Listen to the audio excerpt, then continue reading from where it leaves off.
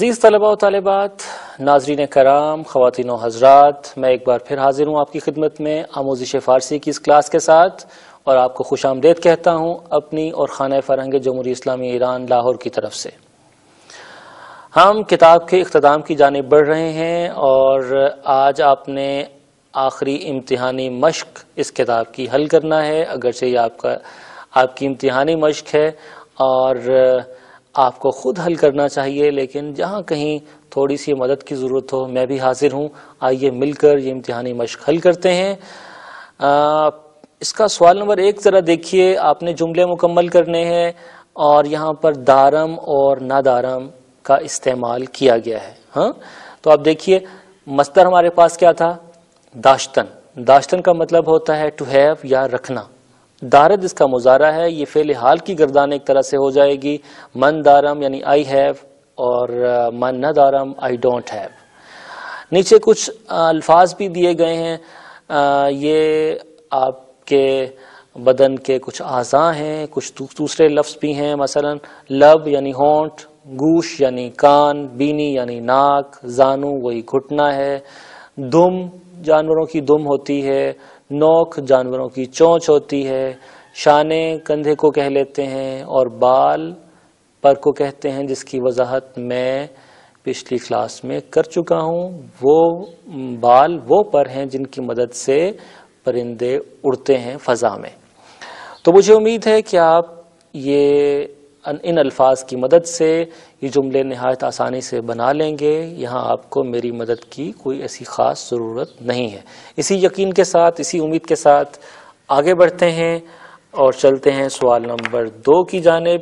یہاں پر بھی کچھ الفاظ دیے گئے ہیں اور یہ الفاظ بھی آپ کے لیے نامانوس نہیں ہیں، آپ ان سے آشنا ہیں، آپ ان کا مفہوم بھی جانتے ہیں، پھر بھی میں آپ کے لیے پڑھتا ہوں۔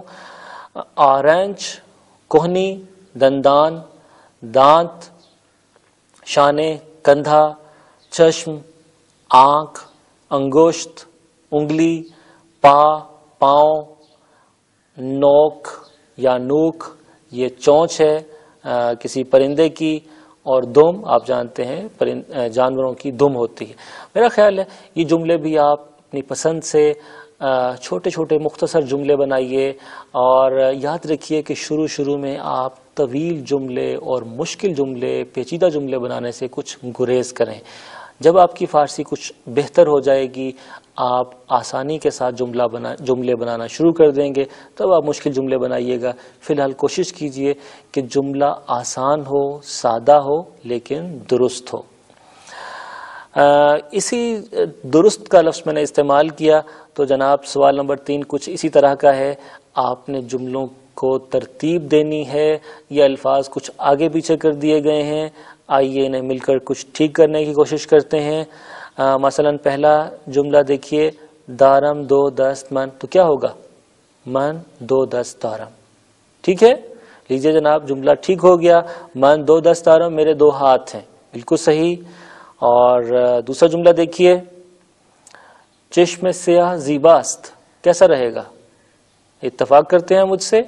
لیجئے اگر آپ اتفاق کرتے ہیں تو یہ جملہ بھی ٹھیک کر لیں کہ چشم سیاہ زیباست، کبوتر خوبصورت پرندہ ہے، کبوتر پرندہ زیباست، بالکل صحیح۔ آپ کا گھر کہاں ہے؟ خانه شما کجاست؟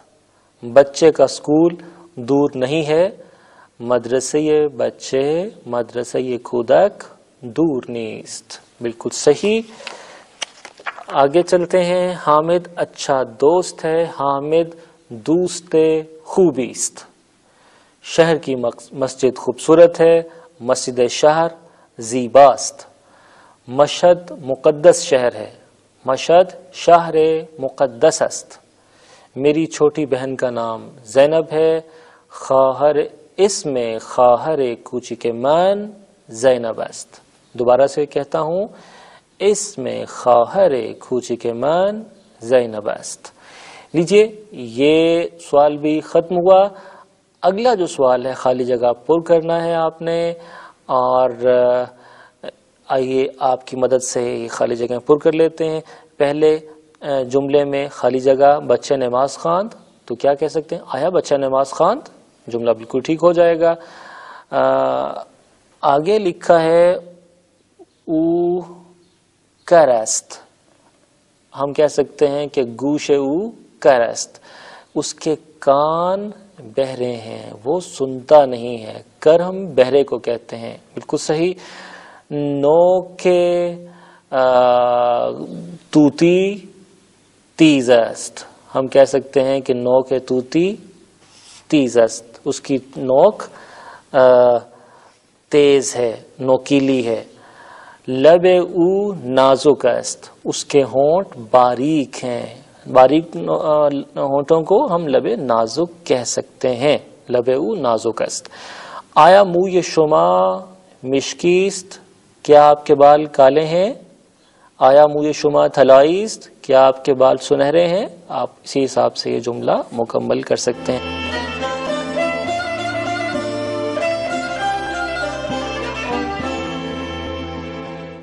یہ جناب اس کے ساتھ ہی ہماری یہ مشق بھی ختم ہوتی ہے، یہ کلاس بھی ختم ہوا چاہتی ہے. لیکن اس کتاب میں اس سبق کے بعد، اس مشق کے بعد ایک گفتگو، ایک مکالمہ، ایک ڈائیلاگ دیا گیا ہے.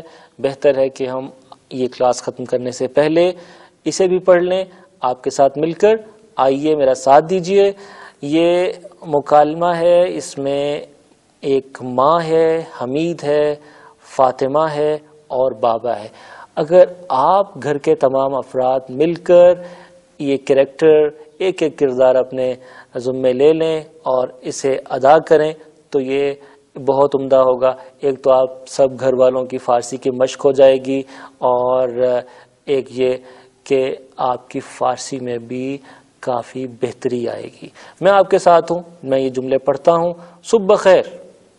یہ دیکھیں ہمارے ہاں گڈ مارننگ کہنے کا رواج پڑتا جا رہا ہے، لیکن صبح بخیر میں کتنی خوبصورتی، کتنی چاشنی، کتنی شیرینی ہے. ہم یہ لفظ کیوں استعمال نہیں کرتے؟ تو میں آپ سے کہتا ہوں صبح بخیر. مادر یعنی ماں کا جو کردار ہے، ماں کہتی ہے بچیا صبحانے حاضر است. بچوں ناشتہ تیار ہے. حمید کہتا ہے چشم مادر جون آمدم. بالکل ٹھیک امی جان میں آتا ہوں، میں ابھی آیا. ماں کہتی ہیں زود باشید چائے ساتھ میشے. جلدی کرو چائے ٹھنڈی ہو جائے گی. فاطمہ بھی تیار ہو رہی ہے غالباً. وہ پوچھ رہی ہے مادر جون صبحانے چی داریم. امی جان ناشتے میں کیا ہے؟ تو جواب ملتا ہے تخم مرغ کھرے و نان تفتون. یعنی تخم مرغ انڈا ہے، کرے مکھن ہے، اور نان تافتون یعنی تافتانی نان. روٹی کی قسم ہے. ایران جائیں گے تو وہاں آپ کو یہ روٹی بھی مل جائے گی. ایران میں طرح طرح کی روٹیاں ہوتی ہیں. نان سنگک اور نان بربری بڑے مزے کے ہیں. آپ جائیے تو انہیں ضرور کھائیے گا اور پھر مجھے یاد کیجیے گا. اسی دوران بابا جان بھی آ گئے ہیں. وہ پوچھتے ہیں آیا پنیر نہ داریم. کیا پنیر نہیں ہے؟ لگتا ہے بابا جان کو پنیر زیادہ پسند ہے، اسی لیے پنیر کا پوچھ رہے ہیں. تو ماں کہتی ہے چھرا پنیر ہم ہست. چھرا یعنی کیوں نہیں، وائی ناٹ. پنیر ہم ہست، پنیر بھی ہے. فاطمہ کہتی ہے من نان سنگک دوست دارم. مجھے نان سنگک پسند ہے. لیجیے میں نے ابھی نام لیا تھا نان سنگک کا، اور فاطمہ میری ہم خیال نکلی ہے. وہ کہتی ہے کہ مجھے نان سنگک اچھا لگتا ہے. لیجیے ماں کہتی ہے نان وائی نان سنگک نہ داشت. آج نان بائی کے پاس نان سنگک نہیں تھا. آج تو پھر نان تافتان پر ہی گزارا کرنا پڑے گا. جی ہاں. تو پھر ماں کچھ نصیحت کرتی ہے، کچھ کہتی ہے فاطمہ سے کہ نان تافتون ہم خوش مزہ است. نان تافتان بھی مزے کا ہے، خوش مزہ ہے، ذائقے والا ہے. اسے ذرا کھا کر دیکھ لو. یہ بھی ٹھیک ہے جناب، ماں کی بات غلط نہیں ہے. تو حمید کہتا ہے بابا جان لطفاً قند بدہید. یہ شاید اب ڈائننگ ٹیبل پر ہیں، کھانا کھانے کی میز پر ہیں. تو حمید اپنے والد صاحب سے کہتا ہے بابا جان لطفاً یعنی ازراہ کرم قند بدہید چینی دیجئے. چائے من تلخ است. میری چائے کڑوی ہے. تو والد صاحب فرماتے ہیں بفرمائید یعنی یہ لیجئے. یہ بے فرمائید بھی بڑا مزے کا جملہ ہے، آپ اسے جہاں چاہیں استعمال کر لیں۔ فارسی سیکھتے ہوئے، فارسی بولتے ہوئے سب سے زیادہ جو الفاظ استعمال ہوتے ہیں ان میں سے ایک کیا ہے؟ بے فرمائید۔ حمید کہتا ہے دست شما درد نہ کند۔ لیجئے جناب، یہ جملہ اس کا ترجمہ کرنا چاہیں تو مفہوم یہ ہوگا دست شما، آپ کا ہاتھ، درد نہ کند، درد نہ کرے، لیکن اس کا مطلب کچھ اور ہے۔ جی ہاں، یہ ایک محاورہ ہے۔ جب آپ کسی سے کوئی کام کرنے کو کہتے ہیں، وہ آپ کی خاطر تھوڑی سی زحمت اٹھاتا ہے تو آپ اسے دعا دیتے ہیں کہ آپ نے بڑی زحمت کی، آپ نے بڑی تکلیف کی، اللہ آپ کو خوش رکھے۔ ایک دوسرے کو حوصلہ افزائی، ایک دوسرے کی حوصلہ افزائی کرنے کے لیے جملہ بولتے ہیں دست شما درد نہ کنے، ایک طرح کی دعا ہے۔ تو اسے ایک ایڈیم کے طور پر، ایک محاورے کے طور پر لینا چاہیے۔ بابا کہتے ہیں کہ بچہ زود باشید، بچو جلدی کرو، بریم امروز دیر شد، آج چلیں، آج دیر ہو گئی ہے۔ کتاب کے آخری صفحات پر کچھ مصادر اور مضارع دیے گئے ہیں۔ میری آپ سے درخواست ہے کہ ان مصادر اور مضارع کو خوب اچھی طرح سے یاد کریں تاکہ آپ آنے والے دنوں میں اپنے جملوں میں ان مصادر کو استعمال کر سکیں۔ میں آپ کی سہولت کے لیے یہ مصادر اور مضارع پڑھ دیتا ہوں تاکہ ان کا تلفظ آپ پر واضح ہو جائے۔ آراستن، آراید، آسودن، آساید۔ یہاں ترجمہ نہیں دیا گیا، اگر آپ کہیں تو میں ترجمہ بھی ساتھ کر دیتا ہوں۔ ہاں، آراستن سجانا ہے، آراید اس کا مضارع، آسودن آرام دینا، ہاں، آساید اس کا مضارع ہے، آمدن آنا، آید مضارع، آموختن سیکھنا یا سکھانا، آموزت مضارع، آویختن لٹکانا، آویزد مضارع، افزودن بڑھانا، افزایت مضارع، افگندن گرانا، افگند مضارع، باریدن برسنا، بارد مضارع، بخشیدن بخشنا، بخشد، برداشتن اٹھانا، بردارد، بریدن کاٹنا، برد، بودن ہونا، بود۔ بودن کا ایک مضارع باشد بھی ہوتا ہے۔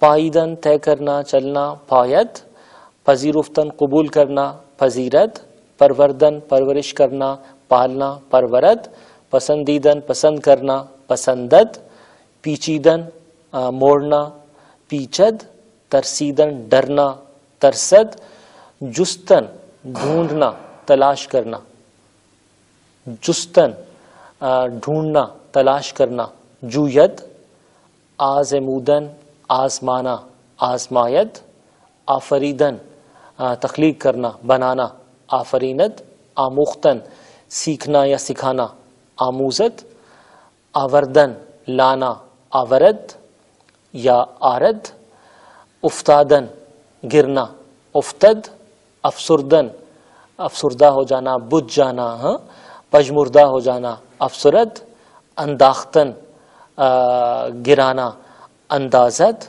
بافتن بننا، بافد، برخاستن اٹھنا، برخیزد، بردن لے جانا، برد، بستن باندھنا، بندد، بوسیدن چومنا، بوسد، پختن پکانا، پزد، پرداختن پے کرنا، ادا کرنا، پردازد، پریدن اڑنا، پرد، پوشیدن پہننا، پوشد، تپیدن تڑپنا، دھڑکنا، تپد، توانستن کر سکنا، تواند، جوشیدن جوش میں آنا، ابلنا، جوشاند، اسی سے ہم جوشاندہ بناتے ہیں۔ لیجیے، میں نے آپ کے سامنے ایک یہ سارا صفحہ پڑھ دیا، کچھ مصادر آپ کو بتا دیے، کچھ مضارع آپ کو بتا دیے۔ امید ہے باقی مضارع اور مصدر آپ خود پڑھ لیں گے، آپ انہیں یاد کر لیجئے گا۔ لیکن ایک چیز آپ کو بتاتا چلوں کہ اگر آپ فارسی زبان سیکھنا چاہتے ہیں، ٹھیک طرح سے فارسی بولنا چاہتے ہیں، تو اس کے لیے ان مصادر اور مضارع کو ٹھیک طرح سے یاد کرنا، ذہن نشین کرنا اور پھر جملوں میں ان کا استعمال بے حد ضروری ہے۔